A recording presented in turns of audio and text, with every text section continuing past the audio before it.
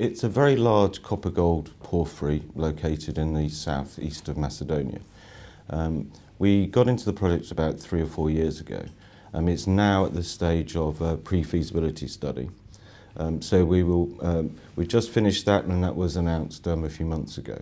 And it shows a very considerable resource with a mine that's going to be 23 years in production, but a very large capital expenditure bill. And that's sort of what we're working on at the moment.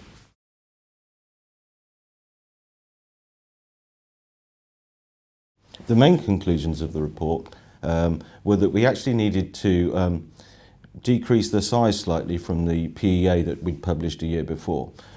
Previously we were thinking about an 8 or a 10 million tonne throughput, even up to 20 million tonnes, but this allowed us to optimise the size of the plant so that we could now look at 10 million tonnes as a realistic plant size for the project.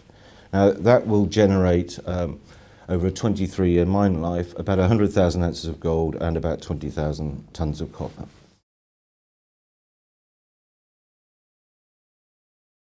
Well, having announced the pre-feasibility study, that sets the firm parameters for the project. And the next stage is the definitive feasibility study, so taking it to the next level of confidence.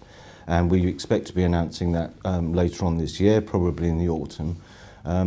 We've recently announced that the banks have been mandated for a project finance facility for $215 million. And they're working in parallel, doing their own due diligence, so that when we announce the feasibility study, we will also announce the full amount of the confirmation of the bank financing.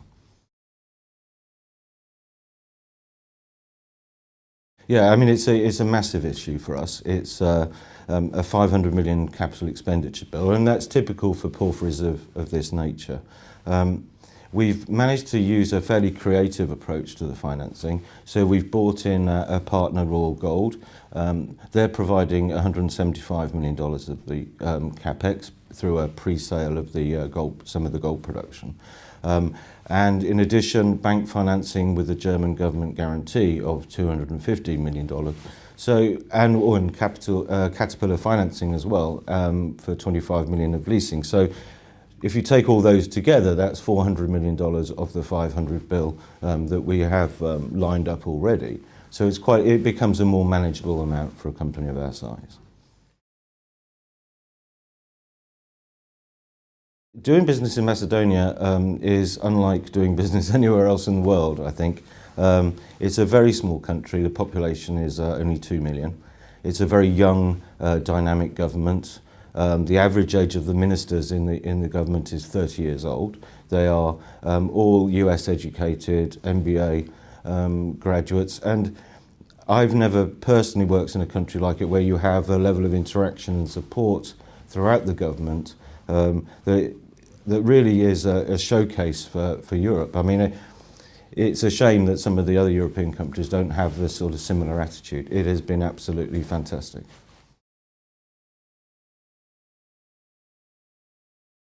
Yes, I mean, it's quite interesting. As far as our project is concerned, it's very similar to the Mount Milligan copper-gold porphyry in Canada. It's a similar size and scale. And interestingly, Royal Gold are also partners in that project, and I think that's probably what attracted them to us. The reason that I think we have a sort of particularly unique offering for the public markets is that we've said we will not do anything else. So when investors buy shares in Euromax, they really are buying shares in a gold mine or a copper and gold mine. And what we've committed to is to return all of the free cash flow from the project to shareholders. So it's a very, very strong yield.